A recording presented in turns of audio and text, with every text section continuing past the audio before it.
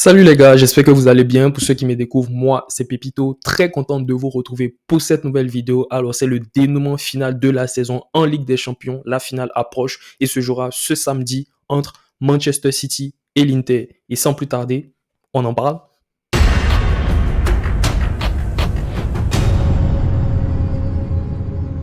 L'un des matchs les plus attendus chaque saison, c'est-à-dire la finale de Ligue des Champions, se jouera ce samedi 10 juin entre Manchester City et l'Inter.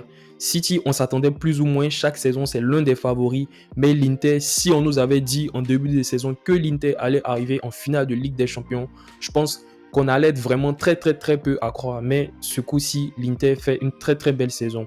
Et commencer du côté de City, ils viennent d'être sacrés champions d'Angleterre sur ces 5 dernières saisons-là, ces 4 titres remportés. C'est très fort. Liverpool a su remporter qu'une seule fois. Même si cette saison, c'était plutôt mal parti. Arsenal avait dominé plus de la moitié de la saison. Mais vers les derniers matchs, ils n'ont pas été suffisamment solides. Et City a fait une très belle remontée, puis a pu gagner son titre.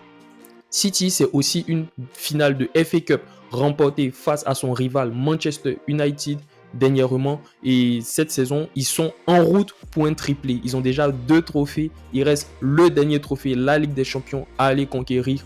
Franchement, ça sera un très gros enjeu sur ce match de ce samedi. Du côté de l'Inter, c'est aussi des titres remportés, notamment la Super Coupe remportée face à l'AC Milan, le rival historique. L'Inter qui est aussi dans une très belle période. Aussi, ils ont remporté la Coupe d'Italie face à la Juve dans un match aller et retour. Le match aller, ils ont fait un partout. Match retour, victoire 1-0. C'est très fort et ils se sont qualifiés également pour la Ligue des Champions de la saison prochaine. Faut dire que le début de saison de l'Inter, il avait pas très bien commencé. À un certain moment, on parlait même de limogeage de Inzaghi, mais ils ont su réagir sur ces derniers matchs-là. C'est très fort. On le verra par la suite. Et hop, j'ai trouvé aussi important de un peu retracer aussi le parcours des 2 équipes finalistes. L'Inter, lors du tirage des quarts de finale, se trouvait de ce côté-là qu'on jugeait plutôt facile, on va dire, par rapport à ce côté-là. Alors l'Inter avait le Benfica à affronter, le Napoli, l'AC Milan. Et franchement, moi, je ne vous cache pas que l'Inter m'a surpris. Voilà, en sortant le Benfica. Parce que avant de perdre ce match-là face à l'Inter, Benfica à domicile, c'était très solide. Et cette saison même, Benfica n'avait pas encore perdu de match en Ligue des Champions. Et l'Inter a créé la surprise en allant s'imposer du côté de Lisbonne 2-0. Puis au match retour, 3 partout. Franchement, moi, ils m'ont surpris. Je ne m'attendais pas du tout à ce qu'ils se qualifient, je ne vous cache pas. Mais ils sont passés 2-0, score cumulé 5-3. C'était très fort. Et par la suite, ils ont eu à affronter leur rival historique, le derby de la Madonnina. On a les Rossoneri contre les Nerazzurri. On va dire qu'au match aller, bon, perso, moi, j'avais du mal à voir Milan passer, mais je ne voyais pas l'Inter aussi se qualifier assez facilement. Voilà. Mais au match aller, il y a eu déjà le facteur X qui a franchement fait totalement chuter les chances de l'AC Milan, la blessure de Leao. Victoire 2-0 de l'Inter, un match qu'ils ont totalement dominé. Et au match retour aussi, l'AC Milan a été vraiment inoffensif. Ça n'a pas du tout été ça. Et du côté de l'Inter aussi, si l'Inter fait une très belle saison, s'ils ont fait une très belle saison en Ligue des Champions, ou même dans les coupes qu'ils ont eu à remporter, c'est notamment grâce à leur gardien André Onana. Je me suis retapé un peu tout leur parcours jusqu'en finale en Ligue des Champions. Les parades qu'Onana a sorties dans certains matchs, le match contre Porto, les matchs contre le Benfica. Franchement, il a été très fort et franchement, il est l'un des artisans majeurs de ce parcours de l'Inter là. Et du côté de Manchester City aussi, comme j'ai eu à le dire, ils étaient dans la partie la plus relevée en fait du tirage. Ils avaient déjà le Bayern à affronter et notamment le Real puis Chelsea. On sait tous qu'ils ont affronté le Real après. Voilà, ça s'est plutôt mal déroulé pour le Real bien sûr, mais City déjà face au Bayern, franchement, ils ont fait telle les critiques. Victoire 3-0 à domicile et moi je pense que peut-être City aurait été qualifié, mais ça a été plutôt facile parce que Nagelsmann, déjà, il a été renvoyé. Tourelle venait d'arriver. Il ne peut pas faire un miracle chaque fois qu'il vient d'arriver dans un club. Lui, il prend le club, il transforme les choses, puis il arrive en finale de Ligue des Champions, il gagne. Il a fait avec Chelsea, ça a fonctionné. Voilà, mais ça ne sera pas tout le temps comme ça. Guardiola était très très fort, surtout ce Tom Haaland, le meilleur buteur de la Ligue des Champions, avec 9 buts si je ne me trompe pas, qui a franchement fait du n'importe quoi avec Upamecano. Le Bayern était totalement dépassé. Puis au match retour aussi, ils étaient franchement en gestion. Ils n'ont pas forcé le talent, même s'il y a eu un penalty raté de Haaland. Mais après, il y a eu le but. Le Bayern n'a pas été vraiment, vraiment, vraiment dangereux pour City. Et par la suite, ouais, ils sont tombés sur le Real. Le Real, on les a affrontés, Manchester City. Au match aller, on se disait que le Real avait plutôt bien géré, même si, pourquoi j'ai mis ce titre-là, c'est une blague, parce que j'étais un peu dégoûté de l'arbitrage. On se rappelle tous du ballon qui est sorti sur le but de Manchester City, même si, ouais, il y a eu perte de balle après, comme un gars qui a fait une mauvaise passe. Bon, bref, on va pas revenir sur ça, c'est de l'histoire ancienne, mais je pense que même s'il y a eu ce fait de jeu-là, ça n'allait pas empêcher que City arrive en finale. Voilà, le Real était tellement, tellement, tellement inférieur à ce City-là. Franchement, ils étaient injouables. Et pour le match retour, la claque qu'on s'est pris, les gars, 4-0, franchement, oh là là là là, 4-0. J'ai la fin d'une ère, je sais pas, peut-être que je voyais juste Benzema qui allait partir, je sais pas. C'est l'inspiration qui m'est venue. Mais franchement, ce match, on s'est pris une claque. Au match aller, on avait fait un partout, on se disait, ouais, il y a moyen de faire le truc, de créer la surprise, tout ça, etc. Mais non. Match retour, 4-0, rentrez chez vous, 5-1, allez, ciao Madrid. Et voilà quoi, c'était un peu ça, victoire très très très très difficile à digérer en demi-finale de Ligue des Champions, mais c'est totalement mérité. City a été meilleur et il mérite de jouer cette finale. Et du côté de City, franchement, ils sont sur une période très très très folle, très très très folle. Franchement, c'est 25 matchs sans défaite.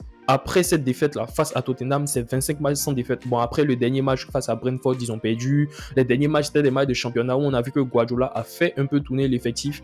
Et franchement, le titre, il était plus ou moins acquis. Il voulait faire reposer certains joueurs, c'est compréhensible. Mais City, à une certaine période, ils étaient franchement injouables. Je crois que c'était de la période de mars ou février, un truc comme ça, jusqu'à la fin de la saison. Franchement, ils étaient presque injouables. C'était des victoires les unes après les autres. Là, quand on regarde, on a quoi? Quasiment 1, 2, 3, 4 et 5. 5 matchs nuls. 25 matchs, 5 matchs nuls. C'est-à-dire 20 victoires. C'est énorme. C'est très, très, très fort.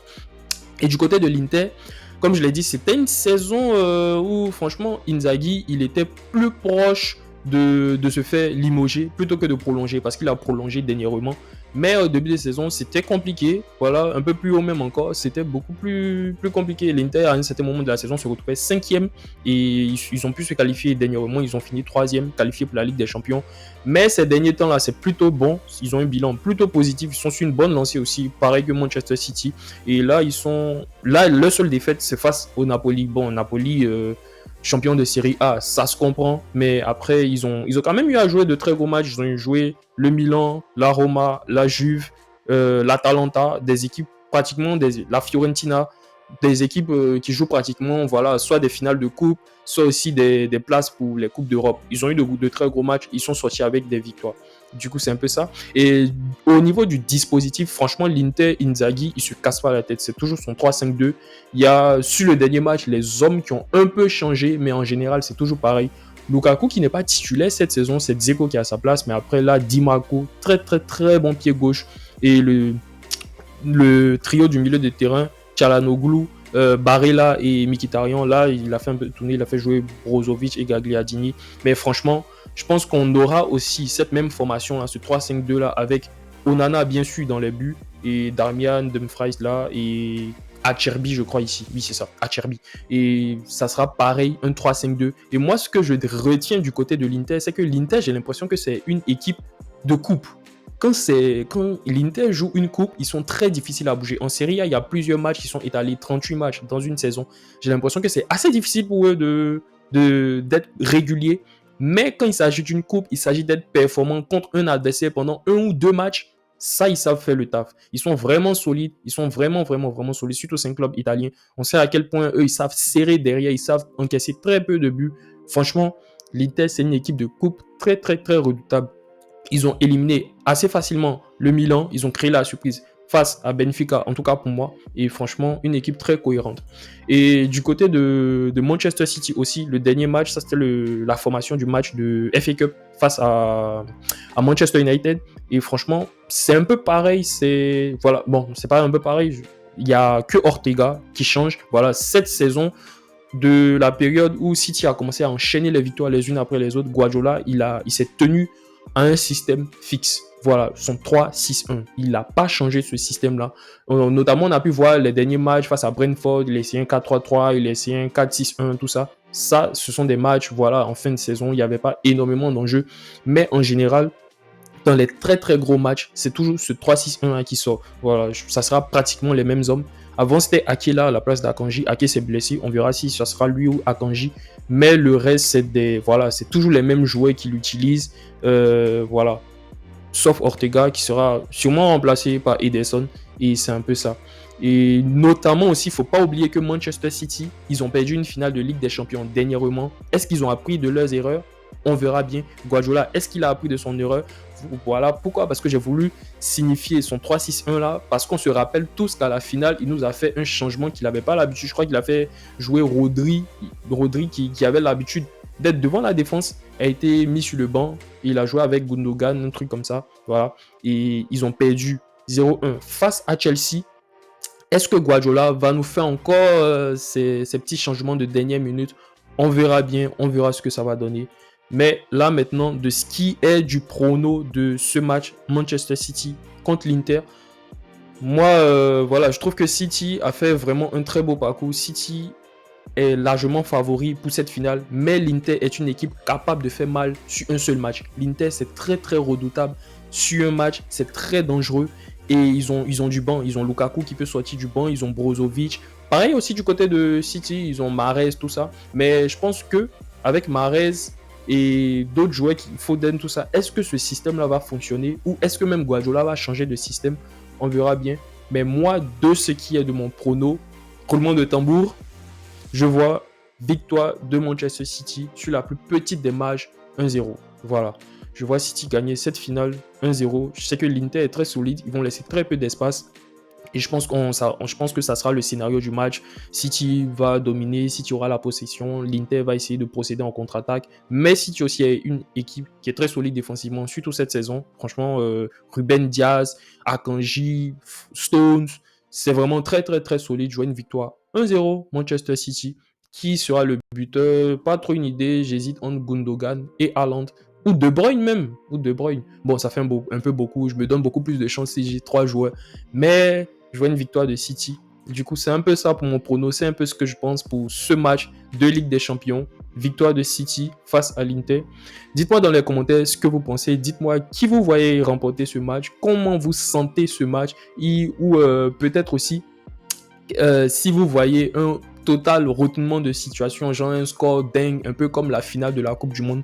J'ai hâte de voir ce que vous pensez. N'hésitez surtout pas, lâchez-vous dans les commentaires. Merci d'avoir regardé la vidéo jusqu'à la fin. Je compte sur vous pour cliquer sur le pouce en l'air. N'hésitez surtout pas à vous abonner et à partager. Et à très bientôt pour la prochaine pépite. Ciao!